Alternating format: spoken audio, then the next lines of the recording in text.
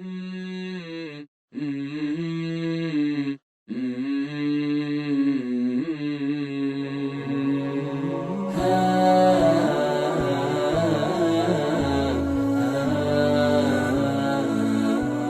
اللہ الرحمن الرحیم۔ زندگی سے لطف اٹھائیے۔ سبق نمبر 105، اصولوں پر جمے رہنا۔ انسان کی ذات جس قدر بڑی ہوتی ہے اور انسان جتنا اصولوں پر جمع رہتا ہے، زندگی میں اس کی اہمیت بھی اسی قدر ہوتی ہے۔ مثلا آپ یہ اصول اپناتے ہیں کہ میں کبھی رشوت نہیں لوں گا، تو چاہے کچھ بھی ہو جائے لوگ اس کا کیسا ہی اچھا نام رکھ دیں، تحفہ، ہدیہ، کمیشن، لیکن آپ اپنے اصول پر قائم رہیں۔ بیوی زندگی کا یہ اصول بنا لے کہ شوہر سے جھوٹ نہیں بولے گی، تو لوگ جھوٹ کو کتنا ہی سنوار کر پیش کریں کہ یہ جھوٹ تھوڑی ہے، یہ تو حالات سے سمجھوتا ہے۔ بیوی کو اپنے اصول پر جمع رہنا چاہیے۔ یہ اصول بھی بنایا جا سکتا ہے کہ دوسرے سے ناجائز تعلقات نہیں رکھے جائیں گے، یا شراب کو ہاتھ نہیں لگایا جائے گا۔ ایک آدمی جو سگریٹ نہیں پیتا، سگریٹ پینے والے دوستوں کی محفل میں بیٹھے تو اپنے اصول پر جمع رہے۔ اصولوں پر قائم آدمی کو اس کے دوست احباب چاہے تنقید کا نشانہ بنائیں اور سخت مزاجی کا طعنہ دیں، لیکن ان کے اندر کے احساسات اس بات پر ایمان لے آتے ہیں کہ ان کا سامنا ایک مضبوط کردار سے ہے۔ مصیبتوں کے وقت ایسے دوست احباب رشتہ دار اکثر اسی سخت مزاجی کی پناہ میں آتے اور اپنی ذاتی مشکلات میں اسی سے مشورہ طلب کرتے ہیں۔ تب انہیں اپنے اس دوست کی اہمیت کا صحیح پتہ چلتا ہے۔ اصولوں پر قائم رہنے کا اصول کسی ایک طرف سے خاص نہیں، مرد و عورت یکساں طور پر اسے اپنا سکتے ہیں۔ اس لیے آپ اپنے اصولوں پر قائم رہیے، اور معافی مانگنی پڑے ایسا رویہ ہرگز اختیار نہ کیجیے۔ جلد ہی لوگ آپ کی بات مان لیں گے۔ عرب میں اسلام کا چرچا ہوا تو خاندانوں کے وفود رسول اللہ صلی اللہ علیہ وسلم کی ملاقات کو آنے لگے۔ قبیلہ ثقیف کی طرف سے بھی چند افراد کا وفد حاضر خدمت ہوا۔ رسول اللہ صلی اللہ علیہ وسلم نے انہیں مسجد میں ٹھہرایا تاکہ وہ کبھی کبھی قرآن سنیں۔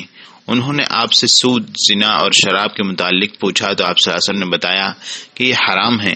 ان کا ایک بت تھا جس کی پوجا اور تعظیم انہیں باپ دادا سے ورثے میں ملی تھی۔ اس بت کا نام ربا تھا، جسے انہوں نے طاغیہ کا لقب دے رکھا تھا۔ اس کی قوت اور طاقت کے متعلق کئی کہانیاں انہوں نے گھڑی ہوئی تھیں۔ انہوں نے آپ صلی اللہ علیہ وسلم سے ربا کے بارے میں پوچھا کہ اس کا کیا کیا جائے۔ رسول اللہ صلی اللہ علیہ وسلم نے فوراً جواب دیا، اسے ختم کر دو۔ وہ بولے ناممکن۔ ربا کو پتہ چل گیا کہ آپ اسے ختم کرنے کے در پہ ہیں تو وہ آپ کو اور آپ کے بال بچوں کو مار ڈالے گا۔ عمر رضی اللہ عنہ کو جو وہاں موجود تھے یہ دیکھ کر بڑا تعجب ہوا کہ یہ لوگ ایک بت ختم کرنے سے ڈرتے ہیں۔ انہوں نے کہا، اے ثقیف کی جماعت، تم کتنے جاہل ہو۔ ربا پتھر ہے جو نہ نقصان پہنچا سکتا ہے اور نہ نفع دے سکتا ہے۔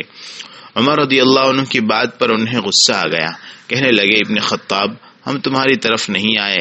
اس پر عمر رضی اللہ عنہ خاموش ہو گئے۔ انہوں نے کہا، ہماری شرط یہ ہے کہ آپ 3 سال کے لیے طاغیہ رہنے دیں، پھر چاہیں تو اسے ختم کر دیں۔ رسول اللہ صلی اللہ علیہ وسلم نے دیکھا کہ وہ ایسے معاملے میں سودے بازی کرنا چاہتے ہیں جو مسلمان کے توحید کے عقیدے کے متعلق اور اسلام کا اصل الاصول ہے۔ وہ مسلمان ہوتے ہیں تو بت سے تعلق رکھنا کیا معنی رکھتا ہے؟ آپ صلی اللہ علیہ وسلم نے جواب دیا، نہیں۔ انہوں نے کہا، اچھا 2 سال رہنے دیں پھر ختم کر دے۔ فرمایا، نہیں۔ چلے 1 سال رہنے دے۔ فرمایا، نہیں۔ 1 مہینہ ہی اس کی جان بخشی کر دیں۔ جواب ملا، نہیں۔ انہوں نے دیکھا کہ آپ صلی اللہ علیہ وسلم کوئی آپشن نہیں مان رہے تو انہیں اندازہ ہوا کہ یہ شرک و ایمان کا مسئلہ ہے، اس میں گنجائش نہیں۔ بالآخر انہوں نے کہا، اے اللہ کے رسول، پھر آپ ہی اسے ختم کریں، ہم تو اسے ہاتھ بھی نہ لگائیں گے۔ رسول اللہ صلی اللہ علیہ وسلم نے فرمایا، ٹھیک ہے، میں تمہاری طرف چند آدمی بھیجوں گا جو اسے ختم کر دیں گے۔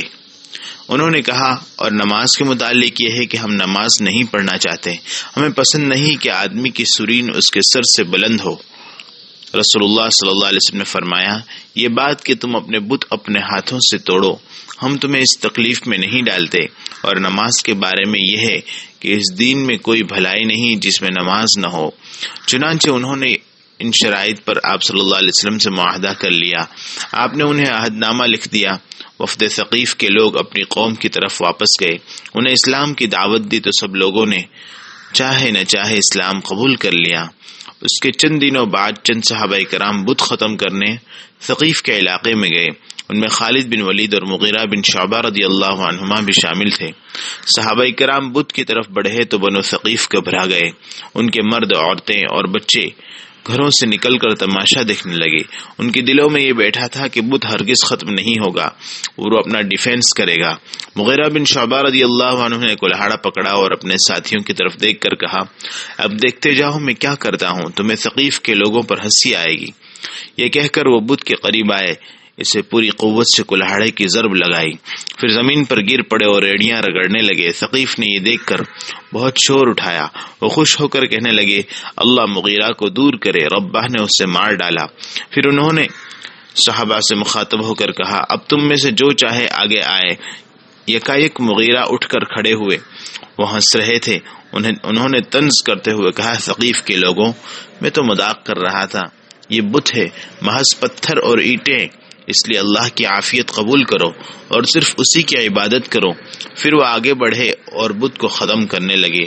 اب کی بار لوگ بھی ان کے ساتھ تھے، وہ بت کو پتھر پتھر کر کے توڑتے رہے حتیٰ کہ اسے زمین کے برابر کر دیا۔